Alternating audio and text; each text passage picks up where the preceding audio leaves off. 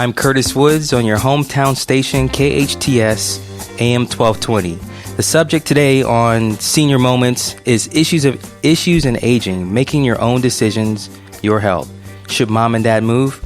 Our guests are Cynthia Rabinovich with Move My Senior, Mary Demkowski, Marketing Director of Oakmont of Santa Clarita, Suzanne Nelson, Director of Supportive Services at SCV Senior Center, and Joel Green, co-owner of Home Instead.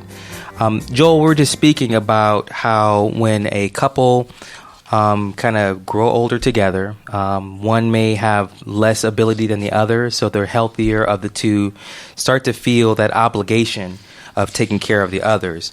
And then you mentioned about many different services that you offer, but tell us more about what you can do to help the family caregivers with their loved ones. Well, probably the most valuable service that we have for family caregivers is something called respite. Respite. Okay, tell me about that. And it's RESPITE. And what respite means, it means really just taking a break or a rest from the daily duties, which in many cases are 24/7 duties of taking care of a loved one. We see a lot of family caregivers that are taking care of a family member that has developed dementia. Dementia being Alzheimer's, dementia being other kinds of memory issues, and sometimes manifesting in physical disabilities like Parkinson's and other things like that. And those kinds of chronic diseases, by the nature of being a chronic disease, it cannot get better. Right, and it sounds like it would even complicate any type of efforts that they're putting towards caring for that person, because there's a set of skill sets that that person should have in understanding exactly. The ramifications. And when we deal with people with dementia and other chronic diseases, the caregivers that we have to offer respite, and a respite is a period of time that you just can either do something as simple as go into another room and close the door and listen to music and maybe take a little snooze and not worry about things, or maybe go out to lunch, or maybe if you wanted to, take a weekend, right, where you could get away, you could leave the daily tasks of taking care of that loved one and take care of yourself a little bit, because as Suzanne and Mary and Cynthia and the caregiver is very unlikely to take care of themselves. Right. They're very devoted to taking care of their loved one. Right. Well, then that makes it even more important to choose the right person to help with caregiving inside the house. So with that, what should a person look for when hiring a caregiver? A person these days, because things are as they are. If you listen to the news, you hear some terrible stories every day. The smart person would look for a real company, a company that has employees as opposed to independents, right? A company where people are bonded and insured with criminal background checks, a company that drug tests their caregivers, right? A company that may have multilingual caregivers, but like with Home Instead Senior Care, all our caregivers must read, speak, and write English. Got it.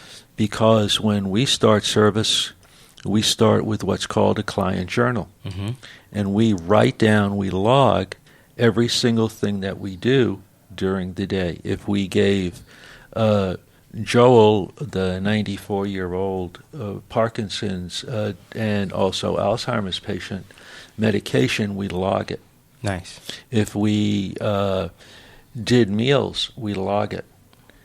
That's very important for people. And family caregivers can do this as well. It's important because should anything happen and you have to make that 911 call to the emergency room, it's nice to know, did mom or dad get their medications today? Right. If so, when did they get them? What was the dosage? What did they have for dinner? What did they have for breakfast? Right. Those are important things. They could, very frequently, that's the difference between life and death.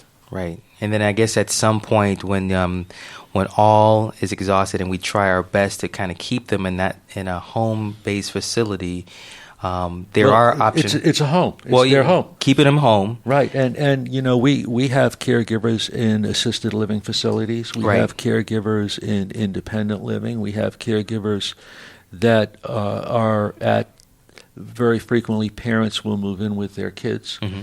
And the kids will say, Mom, Dad, I have to work every day. I can't be here to help you. So we can send a caregiver there when the adult children are not there. Right. We can send a caregiver there when the adult children are there to give those adult children that work every day respite, a chance to get away and not do every single day 24/7 those tasks. Nice. And I could see the value in that, and allowing the home or the family caregiver to take care of themselves, because if they get burnt out, they won't be using themselves or anyone else. And I think one of the most important things that we do is it gives adult children and the healthier of the two spouses a chance to be the children. Right. And not be 24/7 the caregiver. Right. Now, on that note, we also have other options for families, and at times they may decide to go to a place like Oakmont with Mary. And then we have Cynthia that would help them bridge that transition from the home, from their home into another care facility. And Cynthia, tell us a little bit about yourself. Tell us a little bit more about the services you provide and the company you have here in Santa Clarita. Sure. So, like you said, we work really hand in hand with communities such as Oakmont and Mary. Mm-hmm. There are times where the family already know that maybe staying at home is not their final decision. Right. And that's where I get called in, and to really help with that process. And the other option is maybe the elder and the families don't know if that's the right way. And so sometimes I get called in before. And in this certain situation where I'm working right now is maybe the house just, at some point where people buy homes and they get married, they have a family, they raise their children in those homes, and the home serves their purpose at that time, at that moment. Right. The children grow up, neighbors move away, mom and dad is aging, mm-hmm. their mobility is starting to get limited, and then the physical aspects of aging starts to play a role in their daily activity, and maybe that home is not able to provide the safety, the peace of mind like they used to. Right. And so I really think that when people call me, it's really more of those times where the home may not fit their needs anymore. Right. So like, for instance, if they're spending most of their time in 1 to 2 rooms of their home, and because there's stairs and they're not able to go up to the second floor like they used to, or go down into basements, or the home is starting, they can't clean it like they used to. They can't do the landscape, do their yard. It's just becoming more stressful than like it used to. Right. And so, those are some factors. And what I see in my profession that's interesting is there's situations where maybe you've been living in your home for, 20, 30, 40 years, and things are starting to accumulate. Right. So there comes a point where there is hazards in the home, such as clutter starts to progress. And then a lot of people, as they age, and in the elderly, you start to see more things like hoarding. And this disorder is becoming pretty noticeable right now. You have TV shows over it, and hoarding is, is the physical, the consistent difficulty of parting or letting go of your possessions because of the need to save them. Right. And so as you start to hold on to these things, and you're not letting things go, and all of a sudden you start seeing you can't get into rooms, you can't go into hallways, the hallways are blocked. And so Those are things that families will say, maybe the home is not the best appropriate situation to keep mom and dad. Yeah, and I can imagine as a person gets older, they have more experiences, more memories, more things they want to hold on to and remember along the way.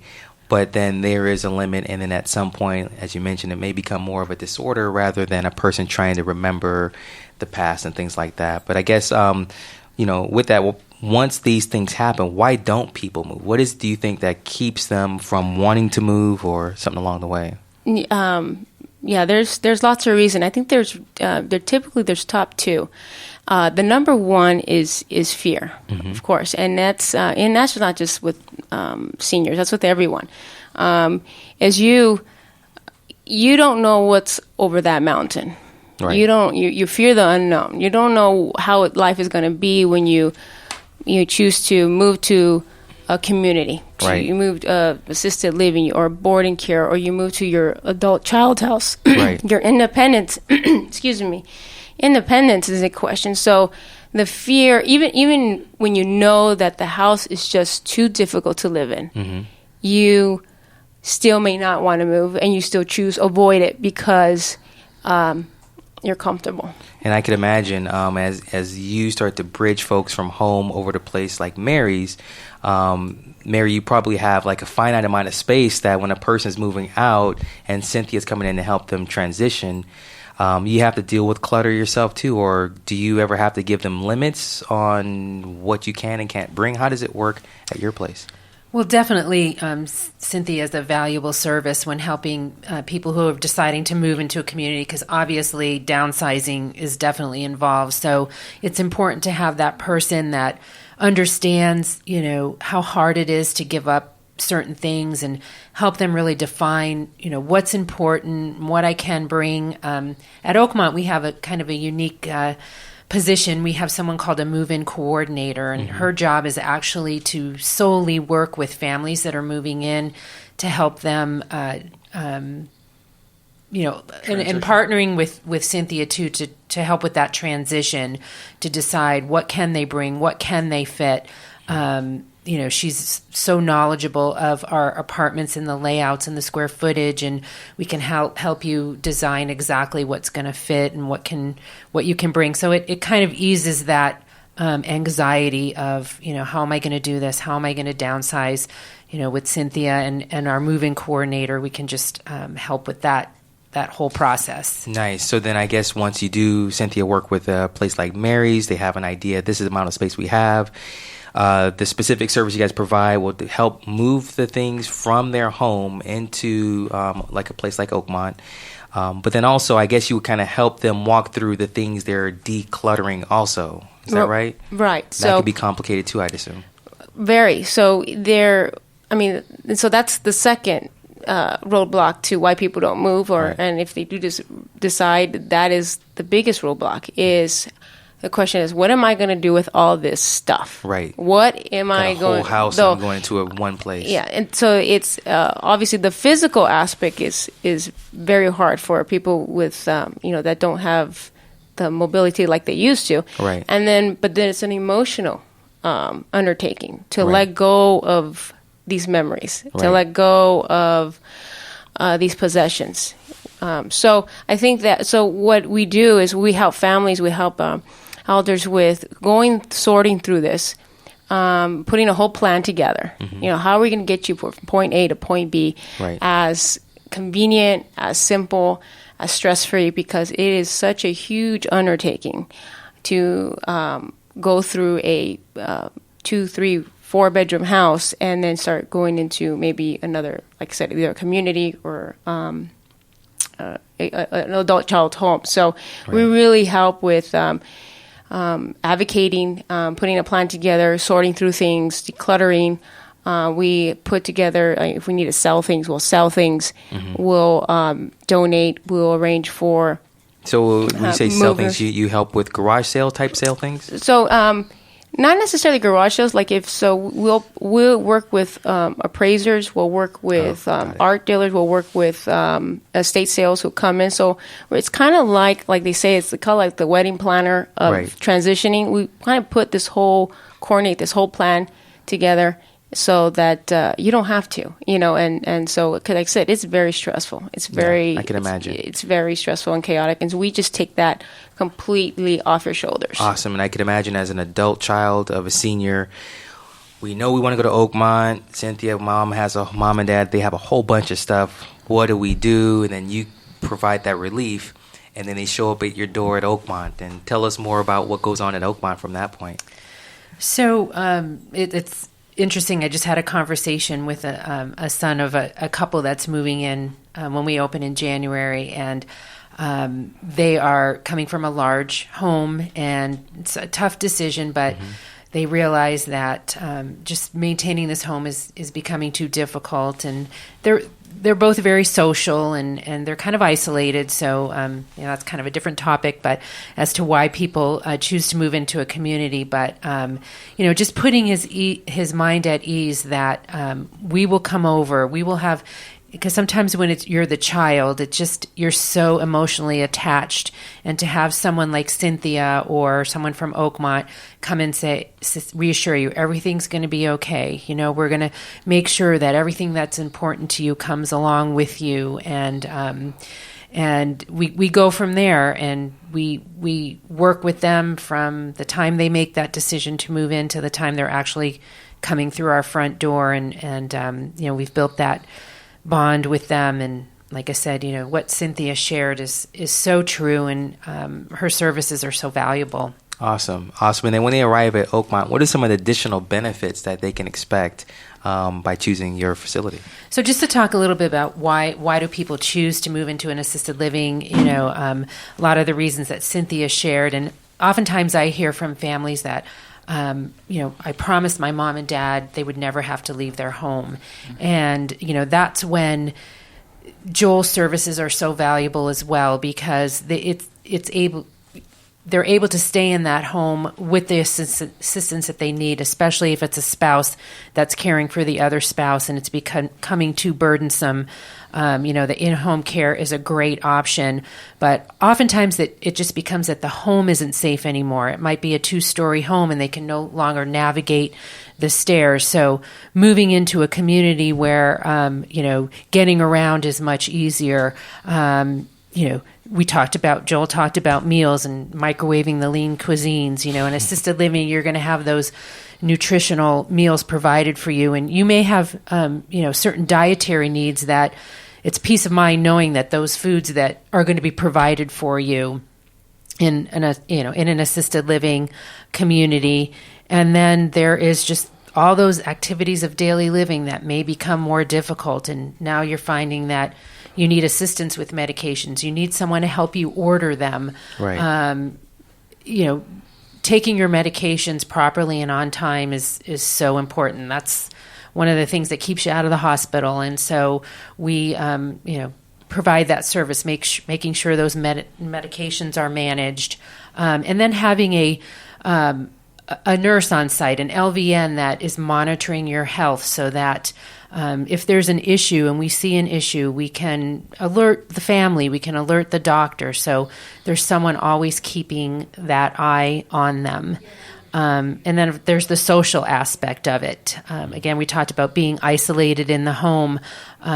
Moving into a community, there are lots of social opportunities. There's music, there's art, there's just the traditional bingo, but it helps to occupy their day, though, so that they're not isolated and they're staying engaged, and they're dining with their peers as opposed to, dining at home alone, having a meal by themselves. So those are just a few of the reasons that people, choose to move to an assisted living community. That sounds awesome. Like, it's a whole lot of things to consider. What are some of the other factors that people consider when choosing one place or another? What are some of the main things that I, as an adult child of a senior, should be looking for? Well, I think first impressions are always important. I think, you definitely need to do your homework and research communities before making a decision. But that first impression when you call the community, even how are you greeted on the phone? Is the person warm and welcoming and inviting you to come in? And we encourage you to come visit and, as soon as we're open, have a meal with us, try our food. So I think when you're looking at communities, again, how are you first greeted on the phone when you come in? What's the feel like? What is the staff? How is the staff? Are they greeting you? Are they welcoming you? Did you meet the executive director? Are they taking you on a tour of the entire community and explaining all the programs? And I always think it's important to just look at the residents. Do they seem happy? Talk to the residents. How long have you lived here?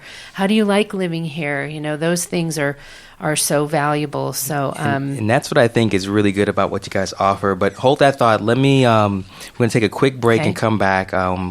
We're talking about issues in aging. Should mom and dad move on Senior Moments, brought to you by the Santa Clarita Resource Alliance. I'm Curtis Woods on Santa Clarita's hometown station, AM 1220 KHTS. This is Senior Moments on Santa Clarita's hometown station, AM 1220 KHTS. I'm Curtis Woods, and I'm here with our panel. Suzanne, tell us more about how we can contact you for more information on the Senior Center. You can contact the Senior Center by calling 259-9444. Got it. And we're there to answer your calls. If we're not there, there's an answering machine. Leave a message. All right. Always the awesome answer machine. Mary, how can we reach you over at Oakmont? You can give us a call at 661-295-2025. You can schedule a tour to come and visit, and you can also visit our website at www.oakmontofsantaclarita.com. And one more time, when is it opening? January 11th. Ish. Okay. Cynthia, how can we reach you about the services you provide? You can also visit movemysenior.com. Okay. Very simple. And my phone number is 818-934-1506. Got it. Joel. You can reach Home Instead Senior Care at 254-8701 or homeinstead.com or caregiverstress.com or helpforalzheimersfamilies.com. Awesome. Well, I want to thank everybody for showing up for our panel discussion today. As far as the Santa Clarita Senior Resource Alliance, you can contact any one of us here on the panel for more questions, or contact the Senior Resource Alliance directly at 661-296-8266. And if nothing else, even if it's a topic that we didn't cover today, just give any of us a call and just start asking the question. We can help you with any service dealing with seniors here in Santa Clarita, and we'd be more than happy to point you in the right direction. That's what we do, and that's what we're best at. Join us every other Thursday. Our next one's on December 10th for the next edition of Senior Moments, brought to you by Santa Clarita Senior Resource Alliance on Santa Clarita's hometown station, AM 1220 KHTS. Thank you very much.